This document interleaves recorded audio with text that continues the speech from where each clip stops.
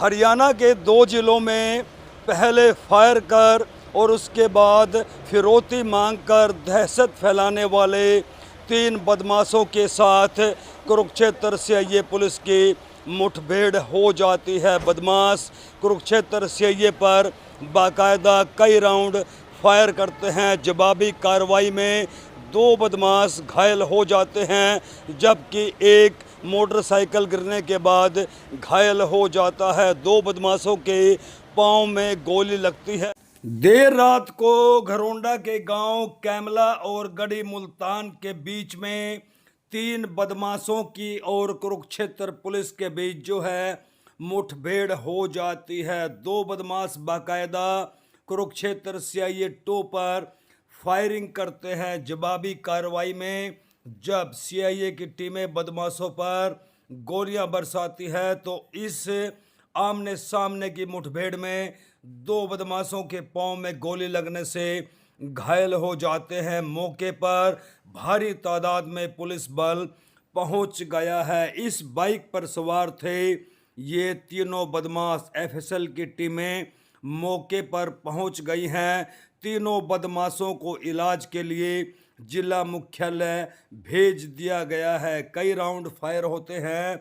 बदमाशों के पास जो असला था वो भी बरामद मौके से कर लिया जाता है। तस्वीरों में आप देख सकते हैं ये वो बदमाश हैं जिनका पीछा सीआईए पुलिस कुरुक्षेत्र कर रही थी, और जब इन्हें रोकने का प्रयास किया जाता है तो ये पुलिस कर्मचारियों पर बाकायदा फायरिंग कर देते हैं। इनको घायल अवस्था में जिला मुख्यालय कल्पना चावला अस्पताल में भर्ती करवाया गया है। अपने आप में बेहद डराव देने वाली खबर, बड़ी खबर आ रही है। ये वो बदमाश हैं जो पिछले काफ़ी दिनों से करनाल और कुरुक्षेत्र जिले में दहशत फैला रहे थे, फिरौती मांग रहे थे।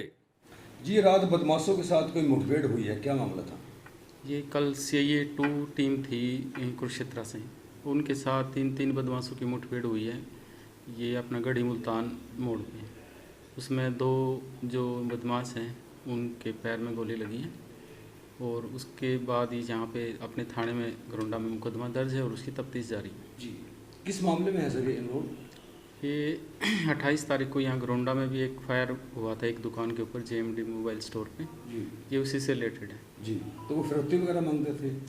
हाँ, ये पहले फायर वगैरह करके फिर बाद में फ़ोन कॉल के थ्रू जो भी है उनको डरा के और उनसे फिरौती वगैरह मांगते। पुलिस के ऊपर भी फायर हुआ सर? हाँ, पुलिस की गाड़ी पे भी फायर हुए। पूरा मामला क्या है आइए पहले सीआईए के इंचार्ज से जानते हैं। इसमें एक 23 तारीख को हमारे इमिग्रेशन सेंटर पर गोली चलाई गई थी, सेक्टर 10 में, वर्ल्ड वाइड सेंटर था।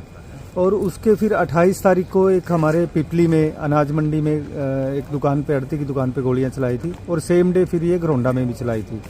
और इन सब के पीछे जो थी फिरौती मांगने वाले ने, एक ही बंदे ने कॉलर था जो था काका राणा था, सभी से 1-1 करोड़ रुपए की इसमें फिरौती मांगी गई थी। जो उसी दिन से हमारे एसपी साहब ने अलग अलग टीमें इस मुकदमे की तफ्तीश के लिए बनाई थी। हम सभी टीम में इस पे काम कर रहे थे, और इमिग्रेशन सेंटर वाला जो मुकदमा था उसमें हमने 3-4 लड़कों को गिरफ्तार भी किया है। जिस लड़के ने जो उस वारदात में जो लड़का मोटरसाइकिल चला रहा था उस लड़के को हमने गिरफ्तार किया है। उसके अलावा जिसने उनकी हेल्प की थी, जो वेपन दे के गया था, एक जो लड़का हमने गिरफ्तार किया जो जिस बाइक दे के गया था। और ये 3 शूटर सभी बचे हुए थे। उसके बाद हम लगातार इनके पीछे थे।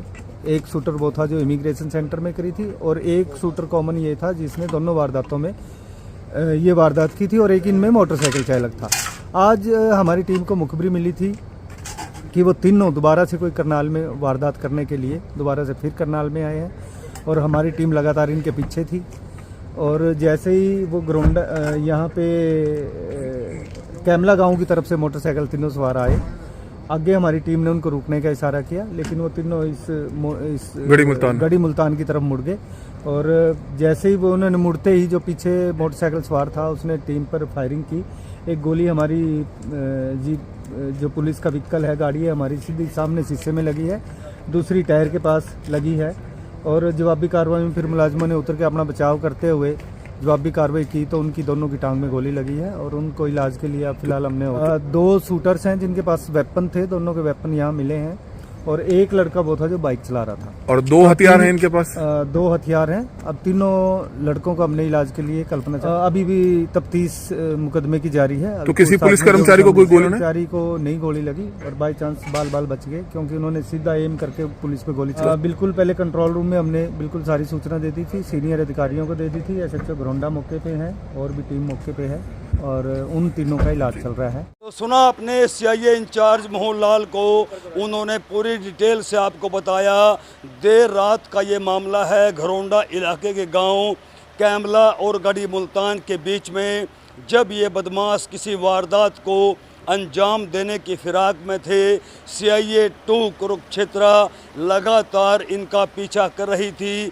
जब इनको रोकने का प्रयास किया तो 2 बदमाशों ने कुरुक्षेत्र CIA पर फायरिंग शुरू कर दी। जवाबी कार्रवाई में 2 बदमाशों के पाँव में गोली लगती है जिससे वो सड़क पर लौट जाते हैं, जबकि एक बदमाश जो है वो बाइक गिरने के कारण घायल हो जाता है। ये तीनों ही बदमाश जो है, ये तीनों शूटर, ये तीनों गुर्गे राणा गैंग के लिए काम करते हैं, जिन्होंने पिछले दिनों में घरौंडा, पिपली और कुरुक्षेत्र में अलग अलग संस्थानों पर पहले फायर किया और उसके बाद 1-1 करोड़ की फिरौती मांगी थी। उसके बाद लगातार हरियाणा पुलिस ने कई टीमों का गठन कर इन बदमाशों की तलाश शुरू कर दी थी।